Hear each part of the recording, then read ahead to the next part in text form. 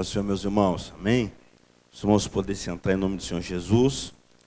Alegria muito grande de estar nesse final de semana convosco, estar com o nosso pastor João Seno, nosso presidente da nossa convenção, que Deus tem lhe abençoado e através da sua vida abençoado a todos nós, nosso ministério.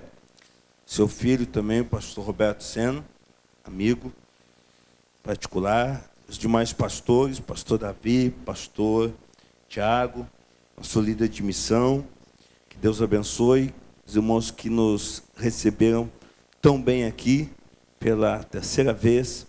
E eu fico honrado de estar na presença do Espírito Santo nessa noite. E também de estar um culto missionário, porque missões e evangelismo são a suprema tarefa da igreja. Sobre esse tema que nós vamos ministrar nessa noite, convido os irmãos para abrirmos as nossas Bíblias em São Marcos, capítulo 5.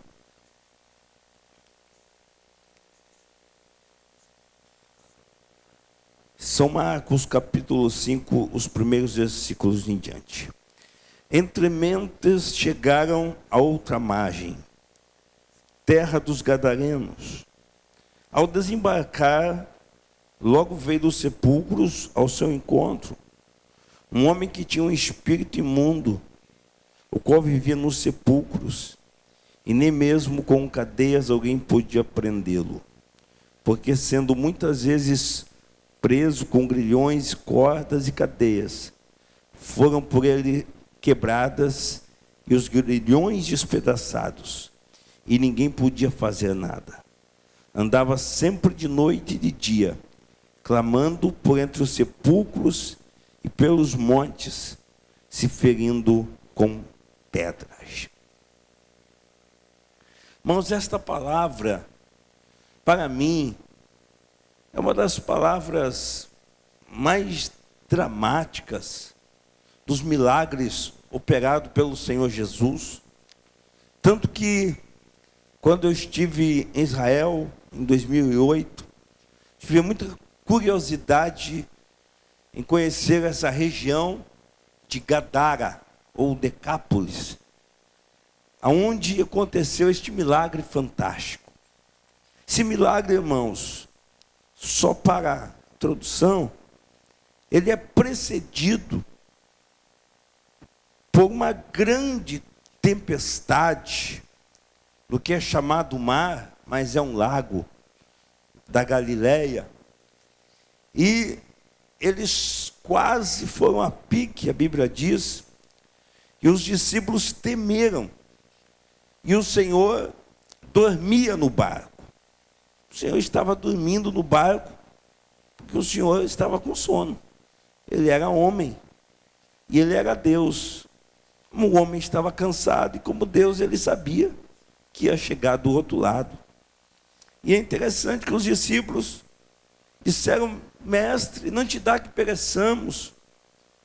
E o Senhor acalmou a tempestade e disse que eles não tinham fé. Será que é falta de fé, irmão? Ter medo de naufragar numa tempestade?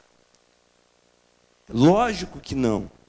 Falta de fé é não crer na palavra de Deus. E no princípio, no embarcar para o outro lado, para esse encontro com o gadareno, o Senhor disse: passemos para o outro lado. Usou o verbo imperativo. Nós sabemos que tem verbos, por exemplo, hipotéticos. Por exemplo, poderia. Se eu chegasse antes, poderia. Mas não cheguei, então não pode, não vai poder. É uma coisa hipotética, né? Quando alguém diz assim: oramos ontem. Oremos agora. É um verbo imperativo. E Jesus não disse passaríamos ou passamos. O Senhor disse passemos. E se o Senhor disse passemos, se o Senhor disse que nós vamos passar, nós vamos passar. Se o Senhor disse que nós vamos vencer, nós vamos vencer. Se o Senhor disse que essa igreja vai ser uma grande igreja missionária, essa igreja vai ser uma grande igreja missionária. Quem crê na palavra de Deus. Quando o Senhor Jesus chega, ele se depara com este fantasma humano, com este farrapo, com este trapo humano, com este homem que era subjugado, com correntes, com grilhões, se machucava, se maltratava. Era o pior cartão postal que uma cidade poderia ter. Eu lembro que uma vez, uma cena tocou meu coração. Uma mãe me ligou do Rio Grande do Sul, e ela disse: o meu filho, ele tem uma doença, e deve ter herdado do pai. O pai tinha problemas psicológicos e de drogas, e estava afastado de casa também. E ela disse: eu, na hora do desespero, tenho os pastores aqui, mas na hora do desespero, eu só achei o seu DVD e o seu telefone, e eu encontrei meu filho todo machucado. Ele se machuca, ele está se cortando agora. Eu digo: para, filho. E ele disse: mãe, eu não consigo. E ele tem esse problema. Eu orei 700, 800 quilômetros de distância, orei com fé. Eu disse: o que aconteceu, mãe? Ela disse: ele dormiu. E eu disse: depois você me conta. E depois de 2 meses eu tive nessa cidade.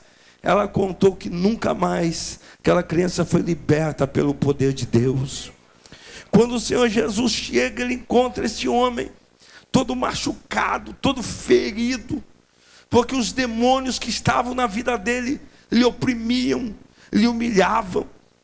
E os demônios já foram adorando, já foram pedindo para entrar numa manada de porcos.